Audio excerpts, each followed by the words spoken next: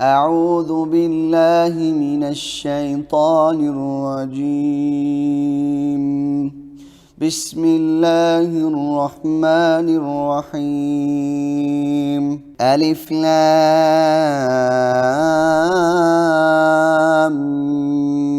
ميم. ذلك الكتاب لا ريب فيه هدى للمتقين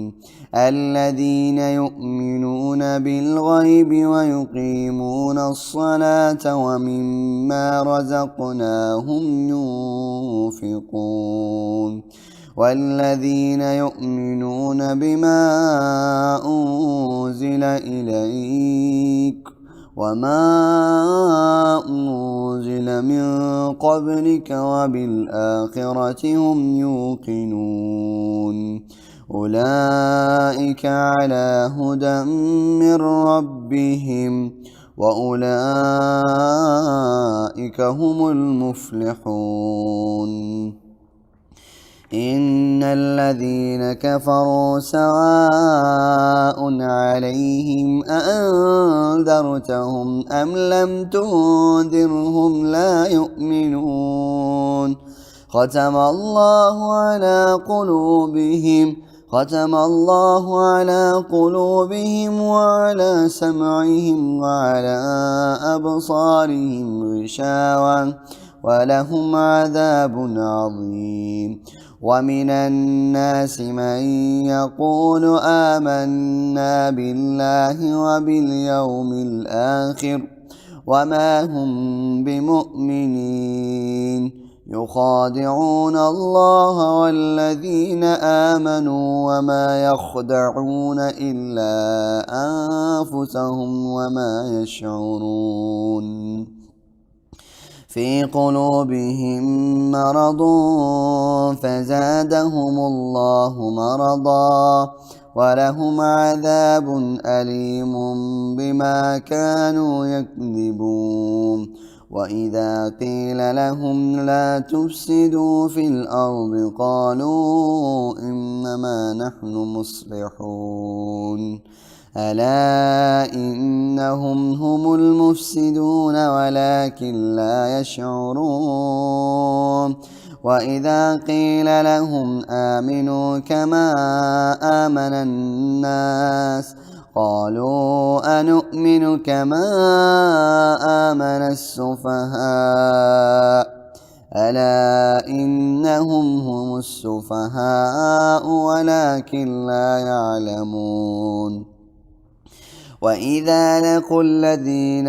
آمنوا قالوا آمنا وإذا خلوا إلى شياطينهم قالوا إنا معكم إنما نحن مستهزئون. الله يستهزئ بهم ويمدهم في طغيانهم يعمهون. أولئك الذين اشتروا الضلالة بالهدى فما ربحت تجارتهم وما كانوا مهتدين. مثلهم كمثل الذي استوقد نارا فلما أضاءت ما حوله ذهب الله بنورهم وتركهم في ظلمات لا يبصرون. صم بكم عمي فهم لا يرجعون. أو كصيب من السماء فيه ظلمات ورعد وبرق يجعلون أصابعهم في آذانهم من الصواعق حذر الموت والله محيط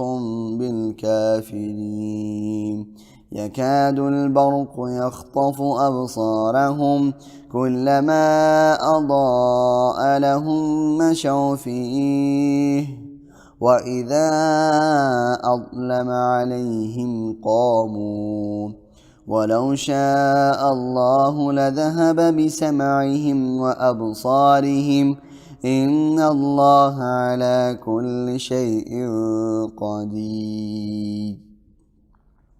يا أيها الناس اعبدوا ربكم الذي خلقكم والذين من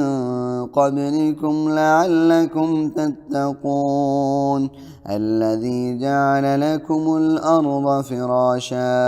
فراشا والسماء بناء وأنزل من السماء ماء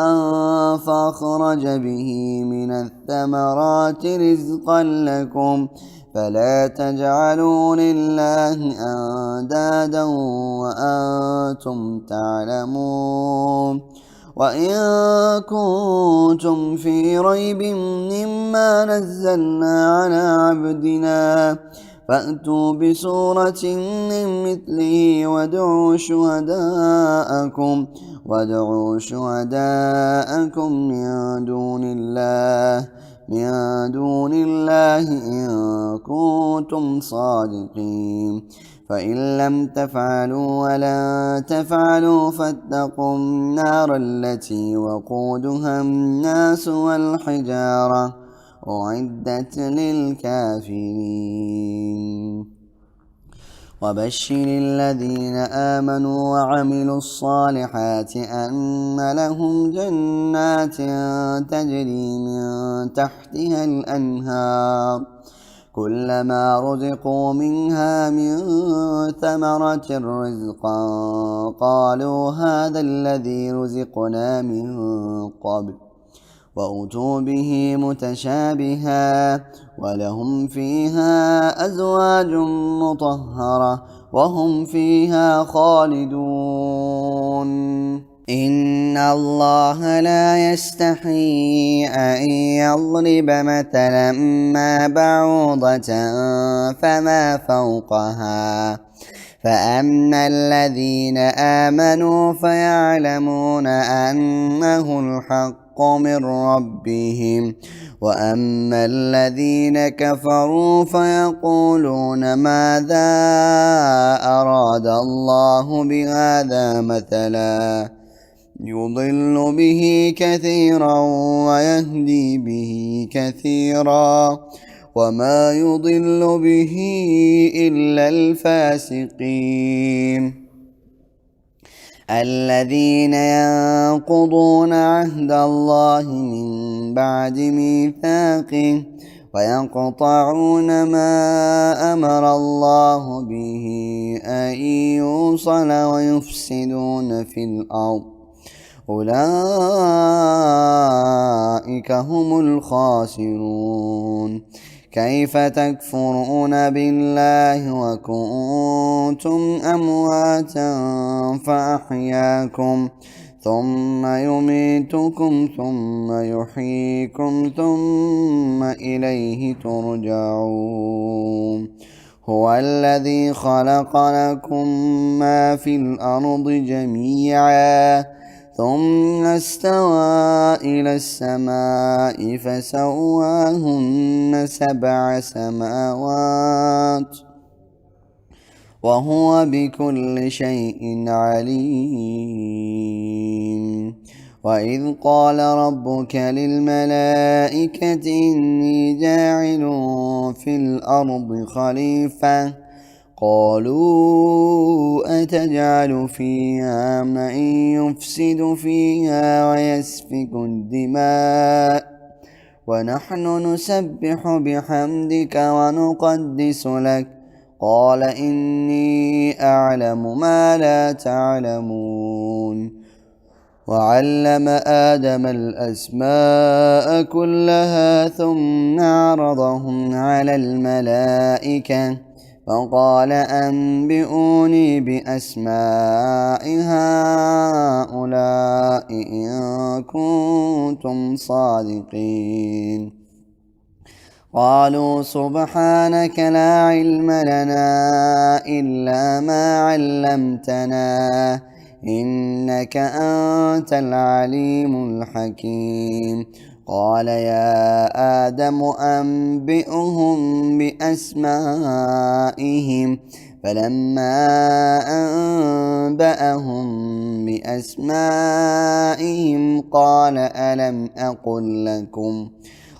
ألم أقل لكم إني أعلم غيب السماوات والأرض وأعلم ما تبدون وما كنتم تكتمون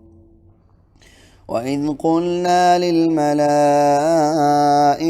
اسجدوا لآدم فسجدوا إلا إبليس أبى واستكبر وكان من الكافرين وقلنا يا آدم اسكن أنت وزوجك الجنة وكلا منها رغدا حيث شئتما ولا تقربا هذه الشجرة فتكونا من الظالمين فأزلهما الشيطان عنها فأخرجهما مما كانا فيه وقلنا اهبطوا بعضكم لبعض عدو ولكم في الأرض مستقر ومتاع إلى حين فتلقى آدم من ربه كلمات فتاب عليه إنه هو التواب الرحيم قلنا اهبطوا منها جميعا فإما يأتينكم مني هدى فمن تبع هداي فلا خوف عليهم ولا هم يحزنون والذين كفروا وكذبوا بآياتنا أولئك أصحاب النار هم فيها خالدون يا بني إسرائيل اذكروا نعمتي التي أنعمت عليكم وأوفوا بعهدي أوف بعهدكم وإياي فارهبون وآمنوا بما أنزلت مصدقا لما معكم ولا تكونوا أول كافر به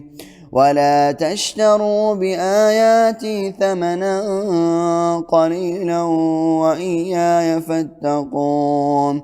ولا تلبسوا الحق بالباطل وتكتموا الحق وأنتم تعلمون وأقيموا الصلاة وآتوا الزكاة واركعوا مع الراكعين أتأمرون الناس بالبر وتنسون أنفسكم وأنتم تتلون الكتاب أفلا تعقلون واستعينوا بالصبر والصلاة وإنها لكبيرة إلا على الخاشعين الذين يظنون أنهم ملاقو ربهم وأنهم إليه راجعون يا بني إسرائيل اذكروا نعمتي التي أنعمت عليكم وأني فضلتكم على العالمين واتقوا يوما لا تجزي نفس عن نفس شيئا ولا يقبل منها شفاعة ولا يؤخذ منها عدل ولا هم ينصرون وإذ نجيناكم من آل فرعون يسومونكم سوء العذاب يذبحون أبناءكم ويستحيون نساءكم وفي ذلكم بلاء من ربكم عظيم وإذ فرقنا بكم البحر فأنجيناكم وأغرقنا آل فرعون وأنتم تنظرون وإذ واعدنا موسى 40 ليلة ثم اتخذتم العجل من بعده وأنتم ظالمون ثم عفونا عنكم من بعد ذلك لعلكم تشكرون وإذ آتينا موسى الكتاب والفرقان لعلكم تهتدون وإذ قال موسى لقومه يا قوم إنكم ظلمتم أنفسكم باتخاذكم العجل فتوبوا إلى بارئكم فاقتلوا أنفسكم ذلكم خير لكم عند بارئكم فتاب عليكم إنه هو التواب الرحيم وإن قلتم يا موسى لن نؤمن لك حتى نرى الله جهرة فأخذتكم الصاعقة وأنتم تنظرون ثم بعثناكم من بعد موتكم لعلكم تشكرون وظللنا عليكم الغمام وأنزلنا عليكم المن والسلوى كلوا من طيبات ما رزقناكم وما ظلمونا ولكن كانوا أنفسهم يظلمون وإذ قلنا ادخلوا هذه القرية فكلوا منها حيث شئتم رغدا وادخلوا الباب سجدا وقولوا حطة نغفر لكم خطاياكم وسنزيد المحسنين فبدل الذين ظلموا قولا غير الذي قيل لهم فأنزلنا على الذين ظلموا رجزا من السماء بما كانوا يفسقون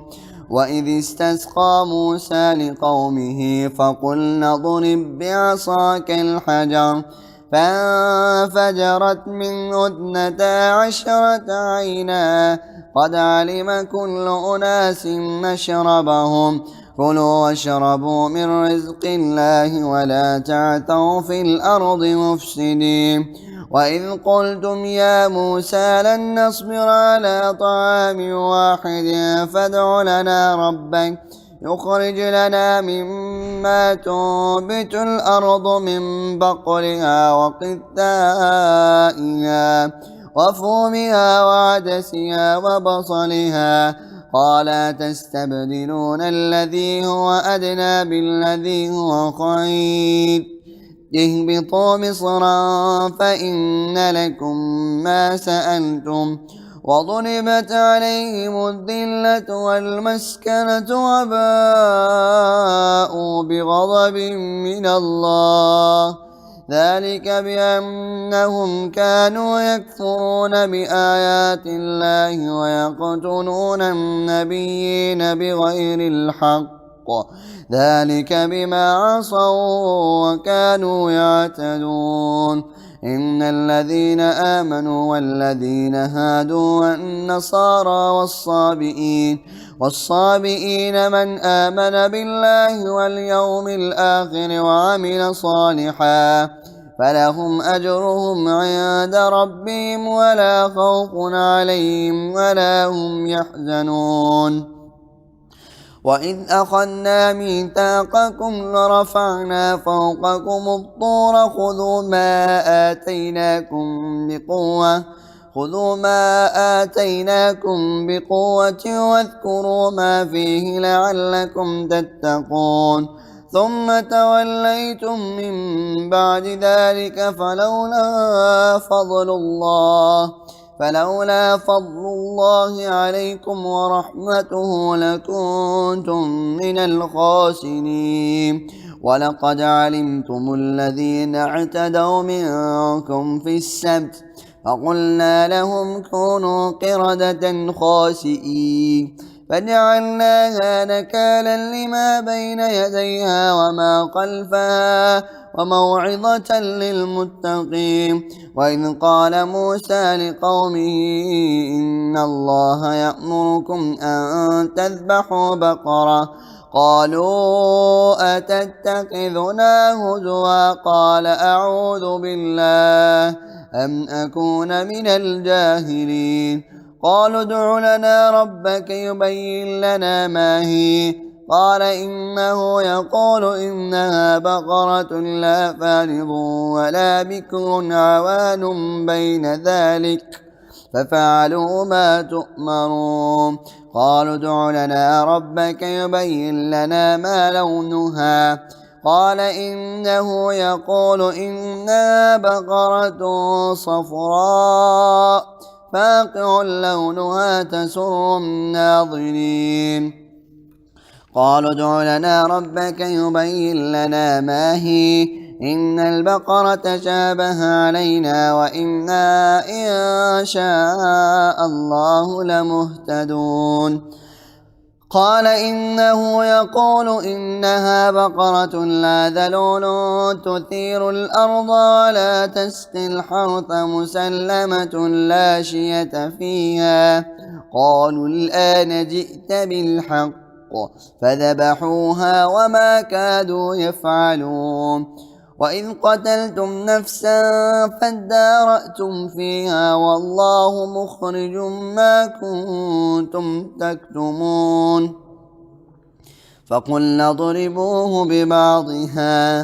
كذلك يحيي الله الموتى ويريكم آياته لعلكم تعقلون ثم قست قلوبكم من بعد ذلك فهي كالحجارة أو أشد قسوة وإن من الحجارة لما يتفجر منه الأنهار وإن منها لما يشقق فيخرج منه الماء وإن منها لما يهبط من خشية الله وما الله بغافل عما تعملون أفتطمعون أن يؤمنوا لكم وقد كان فريق منهم يسمعون كلام الله ثم يحرفونه من بعد ما عقلوه وهم يعلمون وإذا لقوا الذين آمنوا قالوا آمنا وإذا خلا بعضهم إلى بعض قالوا أتحدثونهم بما فتح الله عليكم ليحاجوكم به عند ربكم أفلا تعقلون أولا يعلمون أن الله يعلم ما يسرون وما يعلنون ومنهم أميون لا يعلمون الكتاب إلا أماني وإن هم إلا يظنون فويل للذين يكتبون الكتاب بأيديهم ثم يقولون هذا من عند الله ليشتروا به ثمنا قليلا فويل لهم مما كتبت أيديهم وويل لهم مما يكسبون وقالوا لن تمسنا النار إلا أياما معدودة قل أتخذتم عند الله عهدا فلن يخلف الله عهدا أم تقولون على الله ما لا تعلمون بلى من كسب سيئة وأحاطت به خطيئته فأولئك أصحاب النار هم فيها خالدون والذين آمنوا وعملوا الصالحات أولئك أصحاب الجنة هم فيها خالدون وإن أخذنا ميثاق بني إسرائيل لا تعبدون إلا الله وبالوالدين إحسانا وذي القربى واليتامى والمساكين وقولوا للناس حسنا وأقيموا الصلاة وآتوا الزكاة ثم توليتم إلا قليلا منكم وأنتم معرضون وإن أخذنا ميثاقكم لا تسفكون دماءكم ولا تخرجون أنفسكم من دياركم ثم أقررتم وأنتم تشهدون ثم أنتم هؤلاء تقتلون أنفسكم وتخرجون فريقا منكم من ديارهم تظاهرون عليهم بالإثم والعدوان وإن يأتوكم أسارى تفادوهم وهو محرم عليكم إخراجهم أفتؤمنون ببعض الكتاب وتكفرون ببعض فما جزاء من يفعل ذلك منكم إلا خزي في الحياة الدنيا ويوم القيامة يردون إلى أشد العذاب وما الله بغافل عما تعملون أولئك الذين اشتروا الحياة الدنيا بالآخرة فلا يخفف عنهم العذاب ولا هم ينصرون ولقد آتينا موسى الكتاب وقفينا من بعده بالرسل وآتينا عيسى ابن مريم البينات وأيدناه بروح القدس أفكلما جاءكم رسول بما لا تهوى أنفسكم استكبرتم ففريقا كذبتم وفريقا تقتلون وقالوا قلوبنا غلف بل لعنهم الله بكفرهم فقليلا ما يؤمنون ولما جاءهم كتاب من عند الله مصدق لما معهم وكانوا من قبل يستفتحون على الذين كفروا فلما جاءهم ما عرفوا كفروا به فلعنة الله على الكافرين بئس ما اشتروا به أنفسهم أن يكفروا بما أنزل الله بغيا أن ينزل الله من فضله على من يشاء من عباده فباءوا بغضب على غضب وللكافرين عذاب مهين وإذا قيل لهم آمنوا بما أنزل الله قالوا نؤمن بما أنزل علينا ويكفرون بما وراءه وهو الحق مصدقا لما معهم قل فلم تقتلون أنبياء الله من قبل إن كنتم مؤمنين ولقد جاءكم موسى بالبينات ثم اتخذتم العجل من بعده وأنتم ظالمون وإذ أخذنا ميثاقكم ورفعنا فوقكم الطور خذوا ما آتيناكم بقوة واسمعوا قالوا سمعنا وعصينا وأشربوا في قلوبهم العجل بكفرهم قل بئس ما يأمركم به إيمانكم إن كنتم مؤمنين قل إن كانت لكم الدار الآخرة عند الله خالصة من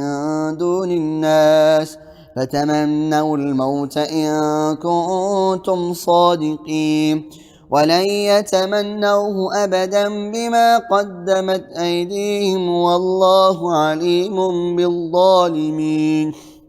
ولتجدنهم أحرص الناس على حياة ومن الذين أشركوا يود أحدهم لو يعمر 1000 سنة وما هو بمزحزحه من العذاب أن يعمر والله بصير بما يعملون قل من كان عدوا لجبريل فإنه نزله على قلبك بإذن الله مصدقا لما بين يديه وهدى وبشرى للمؤمنين من كان عدوا لله وملائكته ورسله وجبريل وميكال فإن الله عدو للكافرين ولقد أنزلنا إليك آيات بينات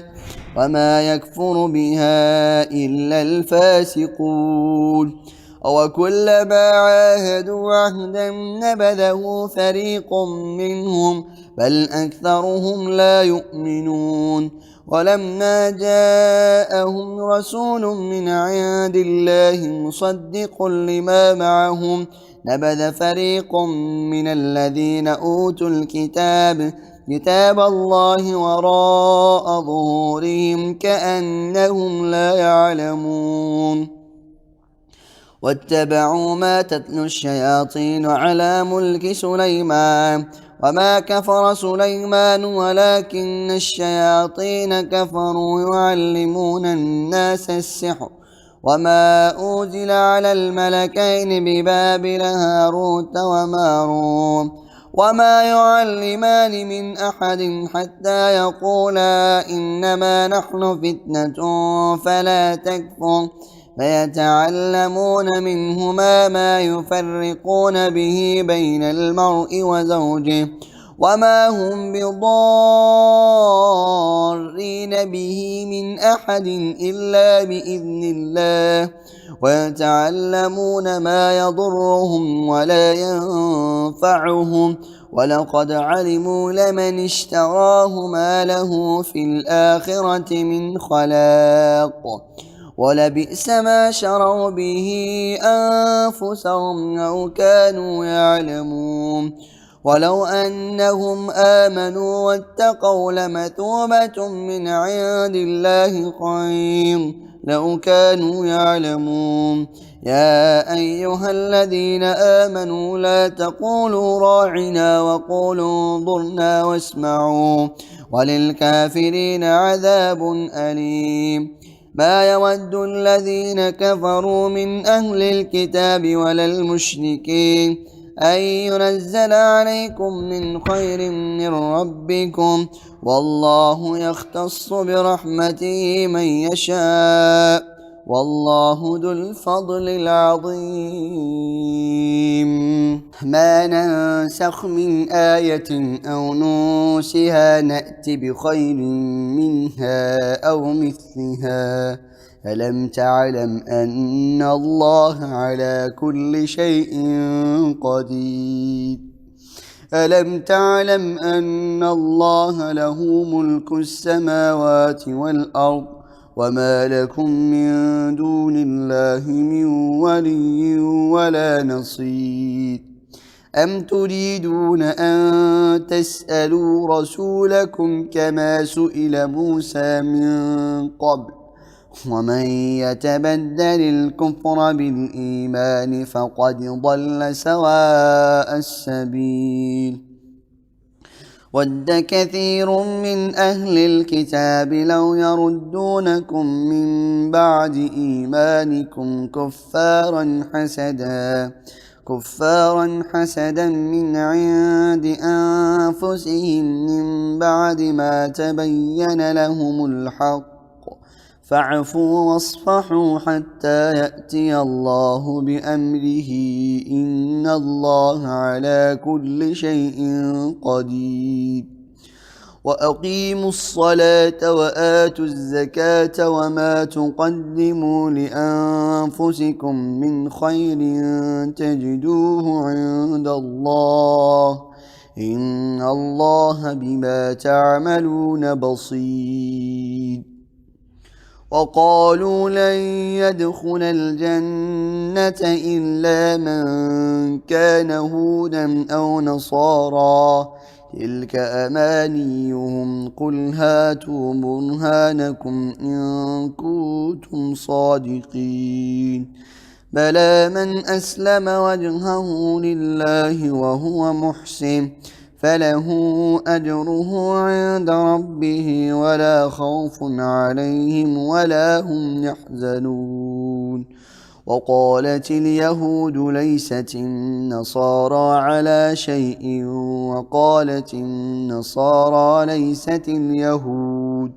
على شيء وهم يتلون الكتاب كذلك قال الذين لا يعلمون مثل قولهم فالله يحكم بينهم يوم القيامة فيما كانوا فيه يختلفون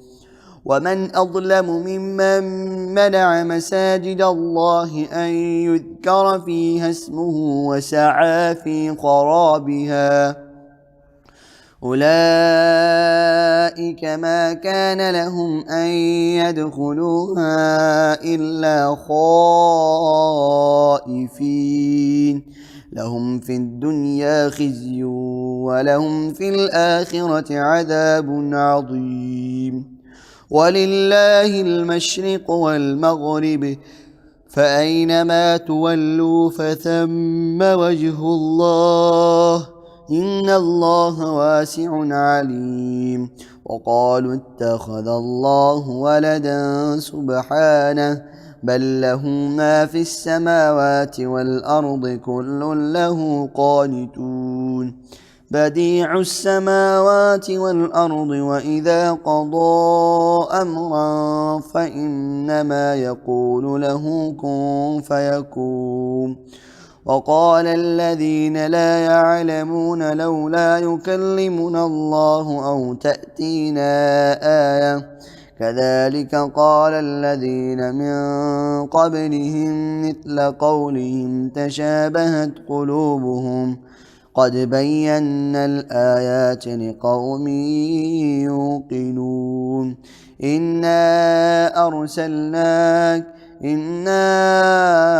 أرسلناك بالحق بشيرا ونذيرا ولا تسأل عن أصحاب الجحيم ولن ترضى عنك اليهود ولا النصارى حتى تتبع ملتهم قل إن هدى الله هو الهدى ولئن اتبعت أهواءهم بعد الذي جاءك من العلم ما لك من الله من ولي ولا نصير الذين آتيناهم الكتاب يتلونه حق تلاوته أولئك يؤمنون به ومن يكفر به فأولئك هم الخاسرون يا بني إسرائيل اذكروا نعمتي التي أنعمت عليكم وأني فضلتكم على العالمين واتقوا يوما لا تجزي نفس عن نفس شيئا ولا يقبل منها عدل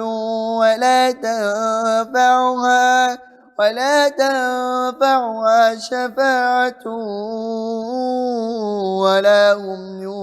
ينصرون وإذ ابتلى إبراهيم ربه بكلمات فأتمهم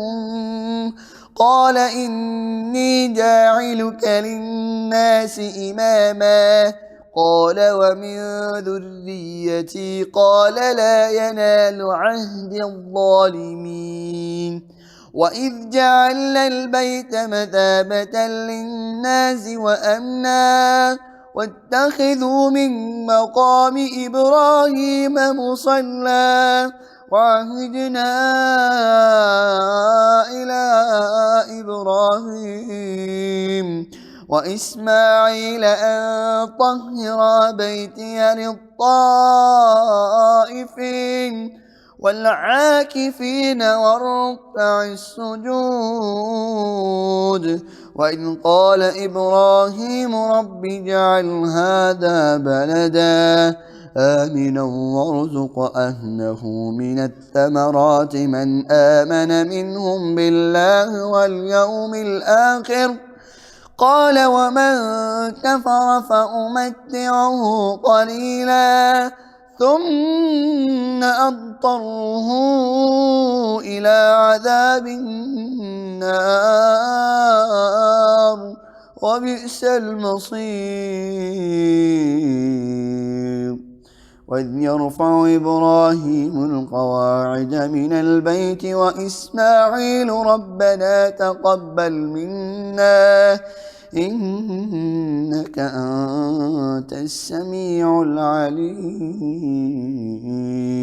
ربنا واجعلنا مسلمين لك ومن ذريتنا أمة مسلمة لك وأرنا مناسكنا وتب علينا إنك أنت التواب الرحيم. ربنا وابعث فيهم رسولا منهم يتلو عليهم آياتك ويعلمهم الكتاب والحكمة ويزكيهم إنك أنت العزيز الحكيم. ومن يرغب عن ملة إبراهيم إلا من سفه نفسه ولقد اصطفيناه في الدنيا وإنه في الآخرة لمن الصالحين. إذ قال له ربه أسلم قال أسلمت لرب العالمين. ووصى بها إبراهيم بنيه ويعقوب يا بني إن الله اصطفى لكم الدين فلا تموتن إلا وأنتم مسلمون. أم كنتم شهداء إذ حضر يعقوب الموت إذ قال لبنيه ما تعبدون من بعدي قالوا نعبد إلهك وإله آبائك إبراهيم وإسماعيل وإسحاق إلها واحدا ونحن له مسلمون. تلك أمة قد خلت لها ما كسبت ولكم ما كسبتم ولا تسألون عما كانوا يعملون. وقالوا كونوا هودا أو نصارى تهتدوا قل بل ملة إبراهيم حنيفا وما كان من المشركين. قولوا آمنا بالله وما أنزل إلينا وما أنزل إلى إبراهيم وإسماعيل وإسحاق ويعقوب والأسباط وما أوتي موسى وعيسى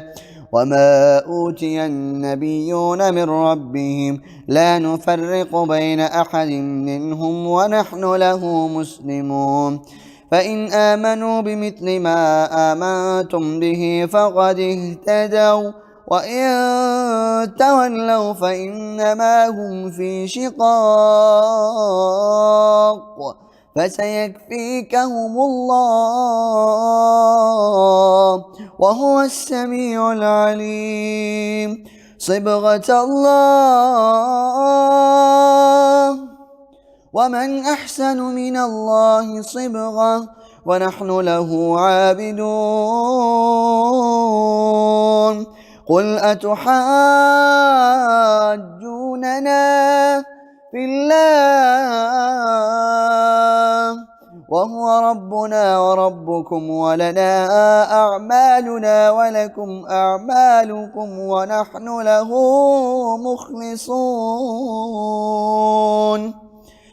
أم تقولون إن إبراهيم وإسماعيل وإسحاق ويعقوب والأسباط كانوا هودا أو نصارى قل أأنتم أعلم أم الله ومن أظلم ممن كتم شهادة عنده من الله وما الله بغافل عما تعملون. تلك أمة قد خلت لها ما كسبت لها ما كسبت ولكم ما كسبتم ولا تسألون عما كانوا يعملون. سيقول السفهاء من الناس ما ولاهم عن قبلتهم التي كانوا عليها قل لله المشرق والمغرب يهدي من يشاء إلى صراط مستقيم. وكذلك جعلناكم أمة وسطا لتكونوا شهداء على الناس ويكون الرسول عليكم شهيدا وما جعلنا القبلة التي كنت عليها إلا لنعلم من يتبع الرسول ممن ينقلب على عقبيه وإن كانت لكبيرة إلا على الذين هدى الله وما كان الله ليضيع إيمانكم إن الله بالناس لرءوف رحيم. قد نرى تقلب وجهك في السماء فلنولينك قبلة ترضاها فول وجهك شطر المسجد الحرام وحيث ما كنتم فولوا وجوهكم شطره وإن الذين أوتوا الكتاب ليعلمون أنه الحق من ربهم وما الله بغافل عما يعملون. ولئن أتيت الذين أوتوا الكتاب بكل آية ما تبعوا قبلتك وما أنت بتابع قبلتهم وما بعضهم بتابع قبلة بعض ولئن اتبعت أهواءهم من بعد ما جاءك من العلم إنك إذا لمن الظالمين. الذين آتيناهم الكتاب يعرفونه كما يعرفون أبناءهم وإن فريقا منهم ليكتمون الحق وهم يعلمون. الحق من ربك فلا تكونن من الممترين ولكل وجهة هو موليها فاستبقوا الخيرات أينما تكونوا يأت بكم الله جميعا إن الله على كل شيء قدير. ومن حيث خرجت فول وجهك شطر المسجد الحرام وإنه للحق من ربك وما الله بغافل عما تعملون. ومن حيث خرجت فول وجهك شطر المسجد الحرام وحيث ما كنتم فولوا وجوهكم شطره لئلا يكون للناس عليكم حجة إلا الذين ظلموا منهم فلا تخشوهم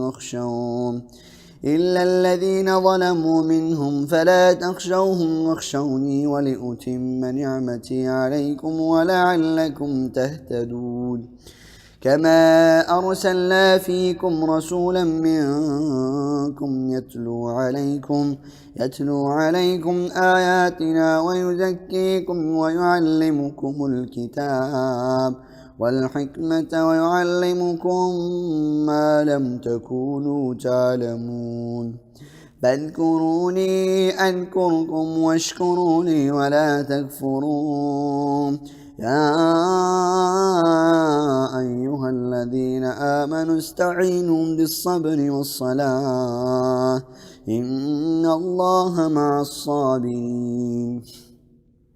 ولا تقولوا لمن يقتل في سبيل الله أموات بل أحياء ولكن لا تشعرون. ولنبلونكم بشيء من الخوف والجوع ونقص من الأموال والأنفس والثمرات وبشر الصابرين الذين إذا أصابتهم مصيبة قالوا إنا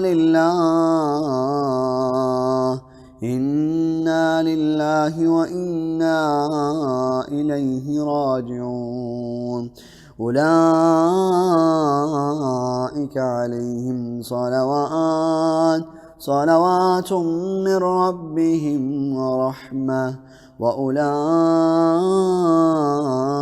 هم المهتدون إن الصفا والمروة من شعائر الله فمن حج البيت أو اعتمر فلا جناح عليه أن يطوف بهما ومن تطوع خيرا فإن الله شاكر عليم إن الذين يكتمون ما أنزلنا من البينات والهدى من بعد ما بيناه للناس في الكتاب أولئك يلعنهم الله ويلعنهم اللاعنون إلا الذين تابوا وأصلحوا وبينوا فأولئك أتوب عليهم وأنا التواب الرحيم إن الذين كفروا وماتوا وهم كفار أولئك عليهم لعنة الله والملائكة والناس أجمعين خالدين فيها لا يخفف عنهم العذاب ولا هم ينظرون وإلهكم إله واحد لا إله إلا هو الرحمن الرحيم إن في خلق السماوات والأرض واختلاف الليل والنهار والفلك التي تجري في البحر بما ينفع الناس وما أنزل الله من السماء من ماء فأحيا به الأرض بعد موتها وبث فيها من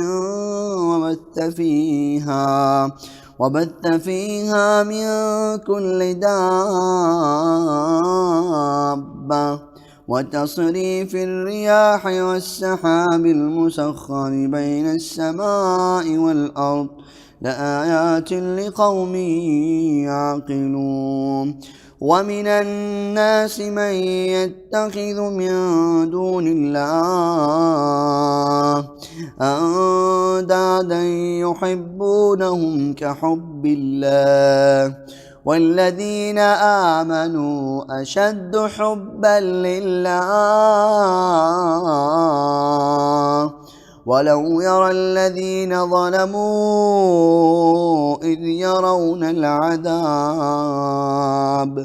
أن القوة لله جميعا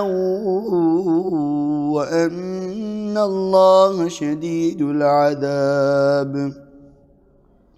إذ تبرأ الذين اتبعوا من الذين اتبعوا ورأوا العذاب وتقطعت بهم الأسباب وقال الذين اتبعوا لو أن لنا كرة فنتبرأ منهم كما تبرأوا منا كذلك يريهم الله أعمالهم حسرات عليهم وما هم بخارجين من النار يا أيها الناس كلوا مما في الأرض حلالا طيبا ولا تتبعوا خطوات الشيطان إنه لكم عدو مبين إنما يأمركم بالسوء والفحشاء وأن تقولوا على الله ما لا تعلمون وإذا قيل لهم اتبعوا ما أنزل الله قالوا بل نتبع ما ألفينا عليه آباءنا أولو كان آباؤهم لا يعقلون شيئا ولا يهتدون ومثل الذين كفروا كمثل الذي ينعق بما لا يسمع إلا دعاء ونداء صم بكم عمي فهم لا يعقلون يا أيها الذين آمنوا كلوا من طيبات ما رزقناكم واشكروا لله إن كنتم إياه تعبدون إنما حرم عليكم الميتة والدم ولحم الخنزير وما أهل به لغير الله فمن اضطر غير باغ ولا عاد فلا إثم عليه إن الله غفور رحيم إن الذين يكتمون ما أنزل الله من الكتاب ويشترون به ثمنا قليلا أولئك ما يأكلون في بطونهم إلا النار ولا يكلمهم الله يوم القيامة ولا يزكيهم ولهم عذاب أليم أولئك الذين اشتروا الضلالة بالهدى والعذاب بالمغفرة فما أصبرهم على النار ذلك بأن الله نزل الكتاب بالحق وإن الذين اختلفوا في الكتاب لفي شقاق بعيد ليس البر أن تولوا وجوهكم قبل المشرق والمغرب ولكن البر من آمن بالله واليوم الآخر والملائكة والكتاب والنبيين وآتى المال على حبه ذوي القربى واليتامى والمساكين وابن السبيل والسائلين وفي الرقاب وأقام الصلاة وآتى الزكاة والموفون بعهدهم إذا عاهدوا والصابرين في البأساء والضراء وحين البأس أولئك الذين صدقوا وأولئك هم المتقون يا أيها الذين آمنوا كتب عليكم القصاص في القتلى الحر بالحر والعبد بالعبد والأنثى بالأنثى فمن عفي له من أخيه شيء فاتباع بالمعروف وأداء إليه بإحسان ذلك تخفيف من ربكم ورحمة فمن اعتدى بعد ذلك فله عذاب أليم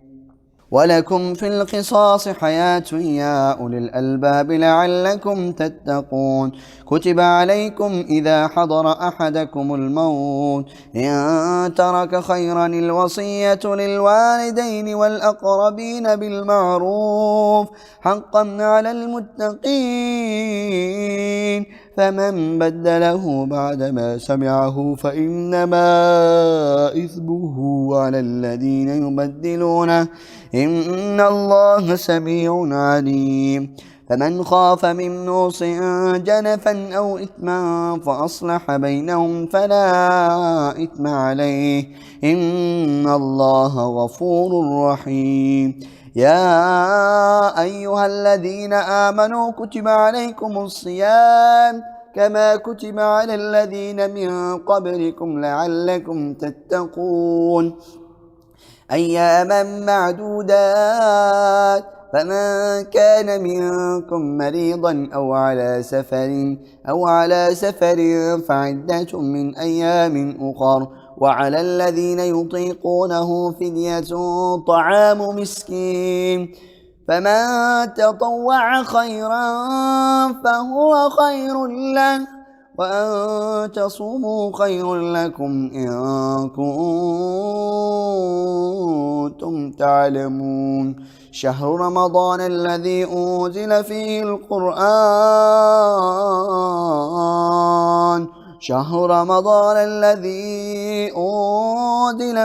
القرآن هدى للناس وبينات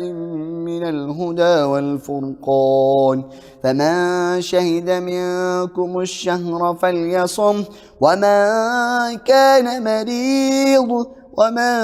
كان مريضا أو على سفر فعدة من أيام أخر. يريد الله بكم اليسر ولا يريد بكم العسر ولتكملوا العدة ولتكبروا الله على ما هداكم ولعلكم تشكرون. وإذا سألك عبادي عني فإني قريب أجيب دعوة الداعي إذا دعان فليستجيبوا لي وليؤمنوا بي لعلهم يرشدون. أحل لكم ليلة الصيام الرفث إلى نسائكم هن لباس لكم وأنتم لباس لهن علم الله أنكم كنتم تختانون أنفسكم فتاب عليكم وعفى عنكم فالآن باشروهن وابتغوا ما كتب الله لكم وكلوا واشربوا حتى يتبين لكم الخيط الأبيض من الخيط الأسود من الفجر ثم أتموا الصيام إلى الليل ولا تباشروهن وأنتم عاكفون في المساجد تلك حدود الله فلا تقربوها كذلك يبين الله آياته للناس لعلهم يتقون. ولا تأكلوا أموالكم بينكم بالباطل وتدلوا بها إلى الحكام لتأكلوا فريقا من أموال الناس بالإثم وأنتم تعلمون. يسألونك عن الأهلة قل هي مواقيت للناس والحج وليس البر بأن تأتوا البيوت من ظهورها ولكن البر من اتقى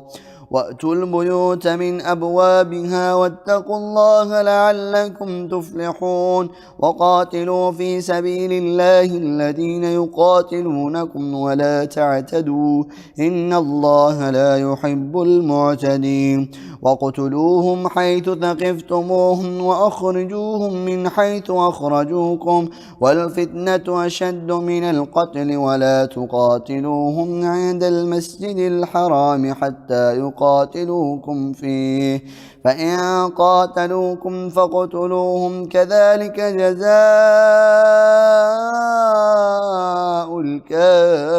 الكافرين. فإن ينتهوا فإن الله غفور رحيم. وقاتلوهم حتى لا تكون فتنة ويكون الدين لله،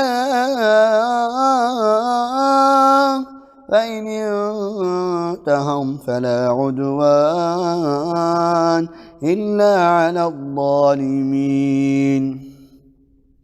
الشهر الحرام بالشهر الحرام والحرمات قصاص، فمن اعتدى عليكم فاعتدوا عليه بمثل ما اعتدى عليكم، واتقوا الله واعلموا أن الله مع المتقين. وأنفقوا في سبيل الله ولا تلقوا بأيديكم إلى التهلكة وأحسنوا إن الله يحب المحسنين. وأتموا الحج والعمرة لله، فإن أحصرتم فما استيسر من الهدي، ولا تحلقوا رؤوسكم حتى يبلغ الهدي محله، فمن كان منكم مريضا أو به أذى من رأسه ففدية من صيام أو صدقة أو نسك، فإذا أمنتم فمن تمتع بالعمرة إلى الحج فما استيسر من الهدي، فمن لم يجد فصيام 3 أيام في الحج و7 إذا رجعتم، تلك 10 كاملة، ذلك لمن لم يكن أهله حاضر المسجد الحرام. واتقوا الله واعلموا أن الله شديد العقاب. الحج أشهر معلومات، فمن فرض فيهن فلا رفث فمن فرض فيهن الحج فلا رفث. الحج أشهر معلومات فمن فرض فيهن الحج فلا رفث ولا فسوق ولا جدال في الحج، وما تفعلوا من خير يعلمه الله، وتزودوا فإن خير الزاد التقوى، واتقون يا أولي الألباب. ليس عليكم جناح أن تبتغوا فضلا من ربكم، فإذا أفضتم من عرفات فاذكروا الله عند المشعر الحرام، واذكروه كما هداكم وإن كنتم من قبله لمن الضالين. ثم أفيضوا من حيث أفاض الناس واستغفروا الله إن الله غفور رحيم. فإذا قضيتم مناسككم فاذكروا الله كذكركم آباءكم أو أشد ذكرا، فمن الناس من يقول ربنا آتنا في الدنيا وما له في الآخرة من خلاق، ومنهم من يقول ربنا آتنا في الدنيا حسنة وفي الآخرة حسنة وقنا عذاب النار. أولئك لهم نصيب مما كسبوا والله سريع الحساب. واذكروا الله في أيام معدودات، فمن تعجل في يومين فلا إثم عليه، ومن تأخر فلا إثم عليه، لمن اتقى واتقوا الله واعلموا أنكم إليه تحشرون. ومن الناس من يعجبك قوله في الحياة الدنيا ويشهد الله على ما في قلبه وهو ألد الخصام، وإذا تولى سعى في الأرض ليفسد فيها ويهلك الحرث والنسل والله لا يحب الفساد. وإذا قيل له اتق الله أخذته العزة بالإثم فحسبه جهنم ولبئس المهاد. ومن الناس من يشري نفسه ابتغاء مرضات الله والله رؤوف بالعباد. يا أيها الذين آمنوا ادخلوا في السلم كافة ولا تتبعوا خطوات الشيطان إنه لكم عدو مبين فإن زللتم من بعد ما جاءتكم البينات فاعلموا أن الله عزيز حكيم هل ينظرون إلا أن يأتيهم الله في ظلل من الغمام والملائكة وقضي الأمر وإلى الله ترجع الأمور سل بني إسرائيل كم آتيناهم من آية بينة ومن يبدل نعمة الله من بعد ما جاءته فإن الله شديد العقاب زين للذين كفروا الحياة الدنيا ويسخرون من الذين آمنوا والذين اتقوا فوقهم يوم القيامة والله يرزق من يشاء بغير حساب كان الناس أمة واحدة فبعث الله النبيين مبشرين ومنذرين وأنزل معهم الكتاب بالحق ليحكم بين الناس فيما اختلفوا فيه وما اختلف فيه إلا الذين أوتوه من بعد ما جاءتهم البينات بغيا بينهم فهدى الله الذين آمنوا لما اختلفوا فيه من الحق بإذنه والله يهدي من يشاء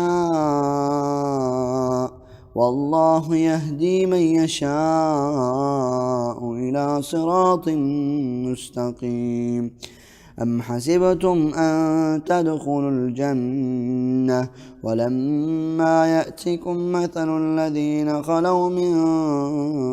قبلكم مستهم البأساء والضراء وزلزلوا حتى يقول الرسول والذين آمنوا معه متى نصر الله ألا إن نصر الله قريب يسألونك ماذا ينفقون قل ما أنفقتم من خير فللوالدين والأقربين واليتامى والمساكين وابن السبيل وما تفعلوا من خير فإن الله به عليم كتب عليكم القتال وهو كره لكم وعسى أن تكرهوا شيئا وهو خير لكم وعسى أن تحبوا شيئا وهو شر لكم والله يعلم وأنتم لا تعلمون يسألونك عن الشهر الحرام قتال فيه قل قتال فيه كبير وصد عن سبيل الله وكفر به والمسجد الحرام وإخراج أهله منه أكبر عند الله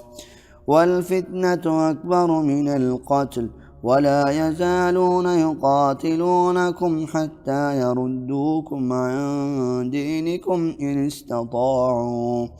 ومن يرتد منكم عن دينه فيمت وهو كافر فأولئك حبطت أعمالهم في الدنيا والآخرة وأولئك أصحاب النار هم فيها خالدون إن الذين آمنوا والذين هاجروا وجاهدوا في سبيل الله أولئك يرجون رحمة الله والله غفور رحيم يسألونك عن الخمر والميسر قل فيهما إثم كبير ومنافع للناس وإثمهما أكبر من نفعهما ويسألونك ماذا ينفقون قل العفو وكذلك يبين الله لكم الآيات لعلكم تتفكرون في الدنيا والآخرة. ويسألونك عن اليتامى قل إصلاح لهم خير وإن تخالطوهم فإخوانكم والله يعلم المفسد من المصلح ولو شاء الله لأعنتكم إن الله عزيز حكيم. ولا تنكحوا المشركات حتى يؤمن ولأمة مؤمنة خير من مشركة ولو أعجبتكم ولا تنكحوا المشركين حتى يؤمنوا ولعبد مؤمن خير من مشرك ولو أعجبكم أولئك يدعون إلى النار والله يدعو إلى الجنة والمغفرة بإذنه ويبين آياته للناس لعلهم يتذكرون.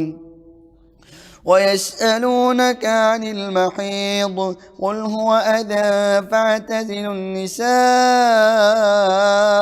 في المحيض ولا تقربوهن حتى يطهرن فإذا تطهرن فأتوهن من حيث أمركم الله إن الله يحب التوابين ويحب المتطهرين. نساؤكم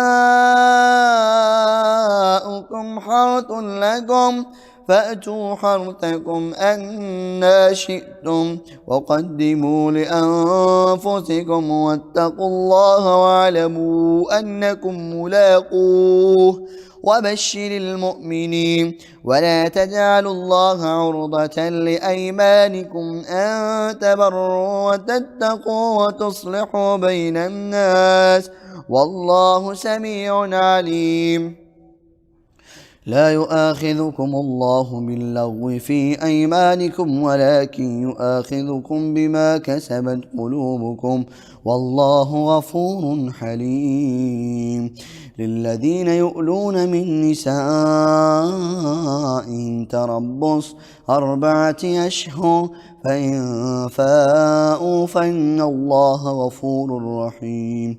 وإن عزموا الطلاق فإن الله سميع عليم. والمطلقات يتربصن بأنفسهن 3 قروء ولا يحل لهن أن يكتمن ما خلق الله في أرحامهن إن كن يؤمن بالله واليوم الآخر وبعولتهن حق بردهن في ذلك إن أرادوا إصلاحا ولهن مثل الذي عليهن بالمعروف وللرجال عليهن درجة والله عزيز حكيم. الطلاق 2 فإمساك بمعروف أو تسريح بإحسان. ولا يحل لكم أن تأخذوا مما آتيتموهن شيئا إلا أن يخافا ألا يقيما حدود الله فإن خفتم ألا يقيما حدود الله فلا جناح عليهما فيما افتدت به تلك حدود الله فلا تعتدوها ومن يتعد حدود الله فأولئك هم الظالمون.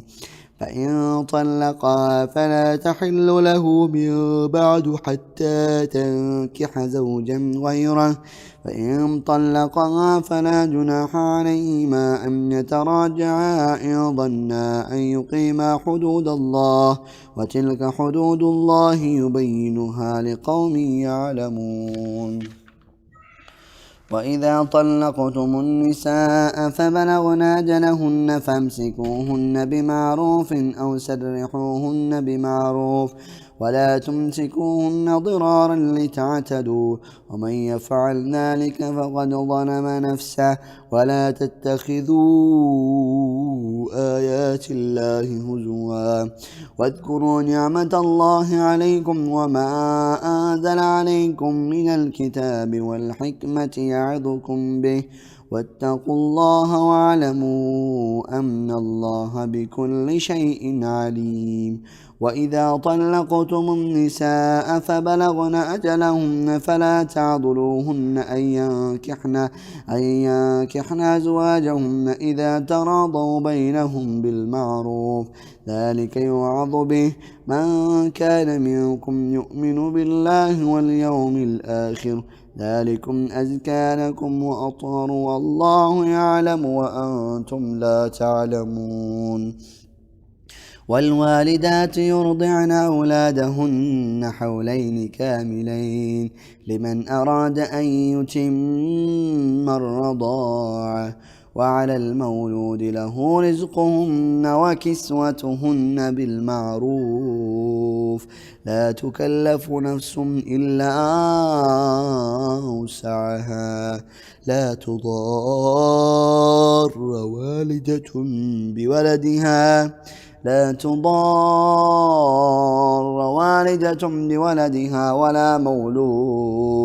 ولا مولود له بولده وعلى الوارث مثل ذلك فإن أرادا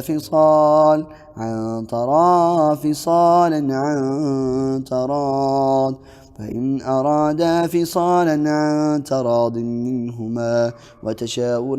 فلا جناح عليهما وإن أردتم أن تسترضعوا أولادكم فلا جناح عليكم إذا سلمتم ما آتيتم بالمعروف واتقوا الله واعلموا أن الله بما تعملون بصير والذين يتوفون منكم ويذرون أزواجا يتربصن بأنفسهن أربعة أشهر وعشرا فإذا بلغن أجلهن فلا جناح عليكم فيما فعلن في أنفسهن بالمعروف والله بما تعملون خبير ولا جناح عليكم فيما عرضتم به من خطبة النساء أو أكننتم في أنفسكم علم الله أنكم ستذكرونهن ولكن لا تواعدوهن سرا إلا أن تقولوا قولا معروفا ولا تعزموا عقدة النكاح حتى يبلغ الكتاب أجله واعلموا أن الله يعلم ما في أنفسكم فاحذروه واعلموا أن الله غفور حليم لا جناح عليكم إن طلقتم النساء ما لم تمسوهن أو تفرضوا لهن فريضة ومتعوهن على الموسع قدره وعلى المقتر قدره متاعا بالمعروف حقا على المحسنين وإن طلقتموهن من قبل أن تمسوهن وقد فرضتم لهن فريضة فنصف ما فرضتم إلا أن يعفون أو يعفو الذي بيده عقدة النكاح وأن تعفوا أقرب للتقوى ولا تنسوا الفضل بينكم إن الله بما تعملون بصير حافظوا على الصلوات والصلاة الوسطى وقوموا لله قانتين فإن خفتم فرجالا أو ركبانا فإذا أمنتم فاذكروا الله كما علمكم ما لم تكونوا تعلمون والذين يتوفون منكم ويذرون أزواجا وصية لأزواجهم متاعا إلى الحول غير إخراج فإن خرجن فلا جناح عليكم فيما فعلن في أنفسهن من معروف والله عزيز حكيم وللمطلقات متاع بالمعروف حقا على المتقين كذلك يبين الله لكم آياته لعلكم تعقلون ألم تر إلى الذين خرجوا من ديارهم وهم ألوف حذر الموت فقال لهم الله موتوا ثم أحياهم إن الله لذو فضل على الناس ولكن أكثر الناس لا يشكرون وقاتلوا في سبيل الله واعلموا أن الله سميع عليم من ذا الذي يقرض الله قرضا حسنا فيضاعفه له أضعافا كثيرا والله يقبض ويبسط وإليه ترجعون ألم تر إلى الملأ من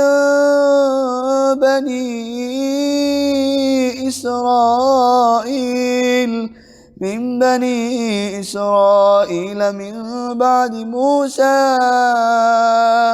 إذ قالوا لنبي له مبعث لنا ملكا نقاتل في سبيل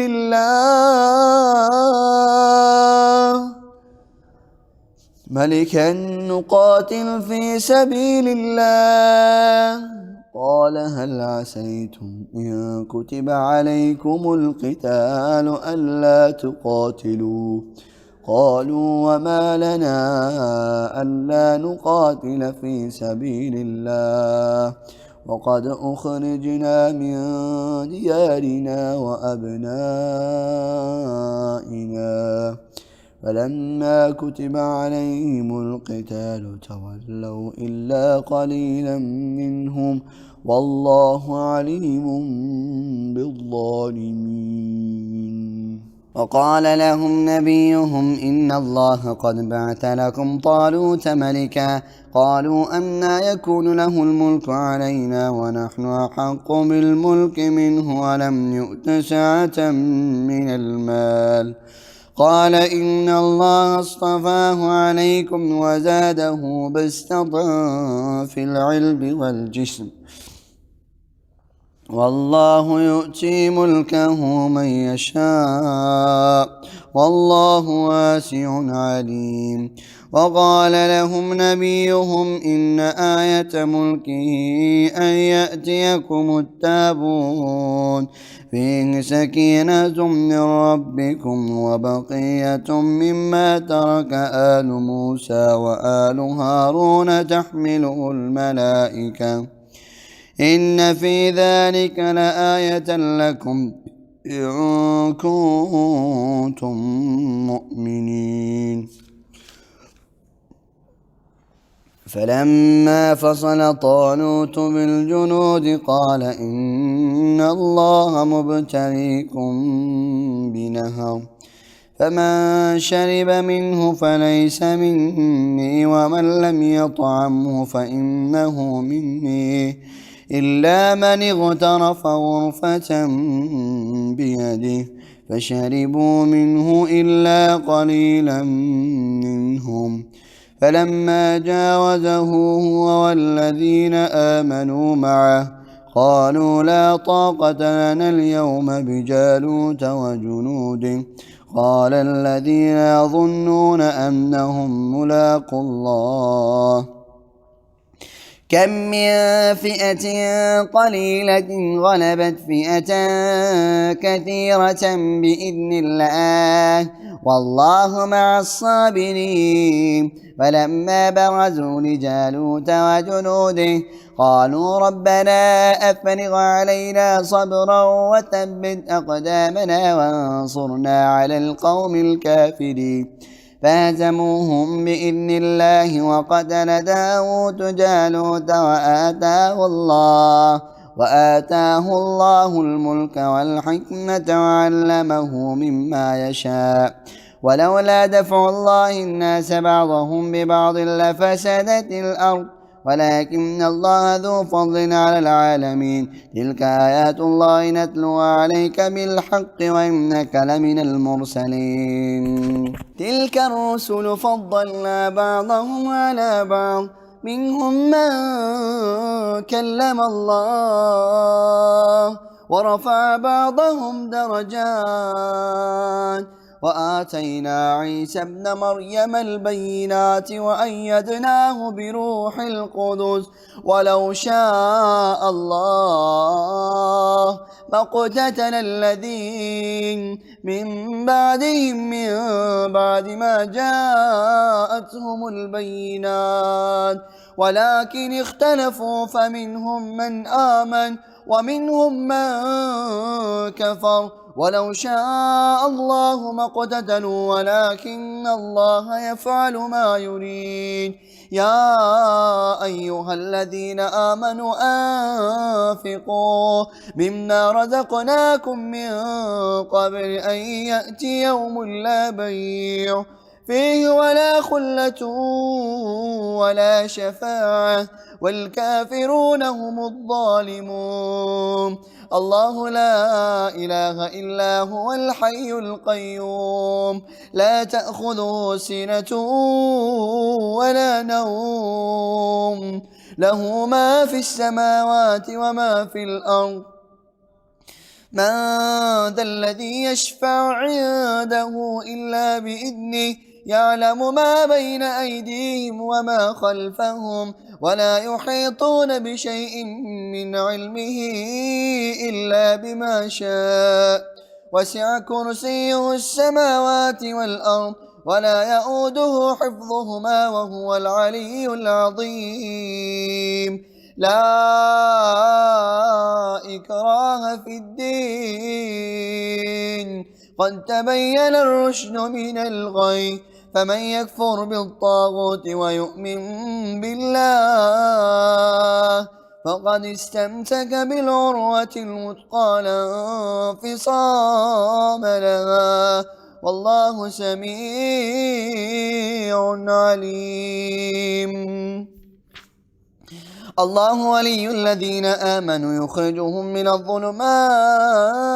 إلى النور والذين كفروا أولياؤهم الطاغوت يخرجونهم من النور إلى الظلمات أولئك أصحاب النار هم فيها خالدون. ألم تر إلى الذي حاج إبراهيم في ربه أن آتاه الله الملك إذ قال إبراهيم ربي الذي يحيي ويميت قال أنا أحيي وأميت قال إبراهيم فإن الله يأتي بالشمس من المشرق فأت بها من المغرب فبهت الذي كفر والله لا يهدي القوم الظالمين. أو كالذي مر على قرية وهي خاوية على عروشها قال أنى يحيي هذه الله بعد موتها فأماته الله 100 عام ثم بعده قال كم لبثت قال لبثت يوما أو بعض يوم قال بل لبثت 100 عام فانظر إلى طعامك وشرابك لم يتسنه وانظر إلى حمارك ولنجعلك آية للناس وانظر إلى العظام كيف ننشدها ثم نكسوها لحما فلما تبين له قال أعلم أن الله على كل شيء قدير.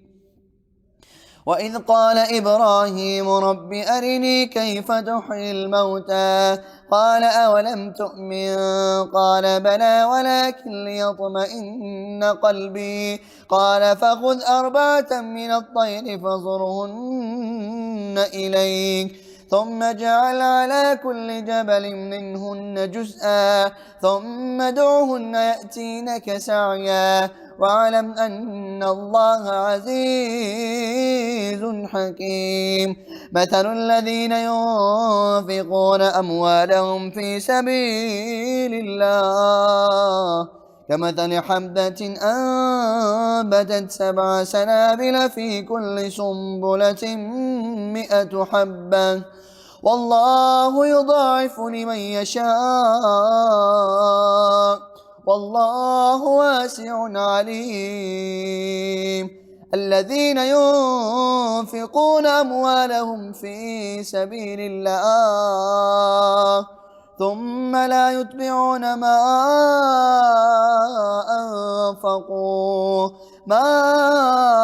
أنفقوا منا ولا أذى لهم أجرهم عند ربهم ولا خوف عليهم ولا هم يحزنون.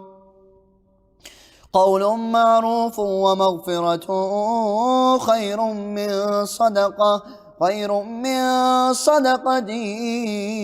يتبعها أذى والله غني حليم. يا أيها الذين آمنوا لا تبطلوا صدقاتكم بالمن والأذى كالذي ينفق ماله رئاء الناس ولا يؤمن بالله واليوم الآخر فمثله كمثل صفوان عليه تراب فأصابه وابل فتركه صلدا لا يقدرون على شيء مما كسبوا والله لا يهدي القوم الكافرين. ومثل الذين ينفقون أموالهم ابتغاء مرضات الله وتثبيتا من أنفسهم كمثل جنة بربوة أصابها وابل فآتت أكلها ضعفين فإن لم يصبها وابل فطل والله بما تعملون بصير. أيود أحدكم أن تكون له جنة من نخيل وأعناب تجري من تحتها الأنهار له فيها من كل الثمرات وأصابه الكبر وله ذرية ضعفاء فأصابها إعصار فيه نار فاحترقت كذلك يبين الله لكم الآيات لعلكم تتفكرون. يا أيها الذين آمنوا أنفقوا من طيبات ما كسبتم ومما أخرجنا لكم من الأرض ولا تيمموا الخبيث منه تنفقون ولستم بآخذيه إلا أن تغمضوا فيه واعلموا أن الله غني حميد. الشيطان يعدكم الفقر ويأمركم بالفحشاء والله يعدكم مغفرة منه وفضلا والله واسع عليم يؤتي الحكمة من يشاء ومن يؤت الحكمة فقد أوتي خيرا كثيرا وما يذكر إلا أولو الألباب وما أنفقتم من نفقة أو نذرتم من نذر فإن الله يعلمه وما للظالمين من أنصار إن تبدوا الصدقات فنعماه وإن تخفوها وتؤتوا الفقراء فهو خير لكم ويكفر عنكم من سيئاتكم والله بما تعملون خبير ليس عليك هداهم ولكن الله يهدي من يشاء وما تنفقوا من خير فلأنفسكم وما تنفقون إلا ابتغاء وجه الله وما تنفقوا من خير يوفى إليكم وأنتم لا تظلمون للفقراء الذين أحسنوا في سبيل الله لا يستطيعون ضربا في الأرض يحسبهم الجاهل أغنياء من التعفف تعرفهم بسيماهم لا يسألون الناس إلحافا وما تنفقوا من خير فإن الله به عليم الذين ينفقون أموالهم بالليل والنهار سرا وعلانية فلهم أجرهم عند ربهم ولا خوف عليهم ولا هم يحزنون الذين يأكلون الربا لا يقومون إلا كما يقوم الذي يتخبطه الشيطان من المس ذلك بأنهم قالوا إنما البيع مثل الربا وأحل الله البيع وحرم الربا فمن جاءه موعظة من ربه فانتهى فله ما سلف وأمره إلى الله ومن عاد فأولئك أصحاب النار هم فيها خالدون يمحق الله الربا ويربي الصدقات والله لا يحب كل كفار أثيم إن الذين آمنوا وعملوا الصالحات وأقاموا الصلاة وآتوا الزكاة لهم أجرهم عند ربهم ولا خوف عليهم ولا هم يحزنون يا أيها الذين آمنوا اتقوا الله وذروا ما بقي من الربا إن كنتم مؤمنين فإن لم تفعلوا فأذنوا بحرب من الله ورسوله وإن تبتم فلكم رؤوس أموالكم لا تظلمون ولا تظلمون وإن كان ذو عسرة فنظرة إلى ميسرة وأن تصدقوا خير لكم إن كنتم تعلمون واتقوا يوما ترجعون فيه إلى الله ثم توفى كل نفس ما كسبت وهم لا يظلمون يا أيها الذين آمنوا إذا تداينتم بدين إلى أجل مسمى فاكتبوه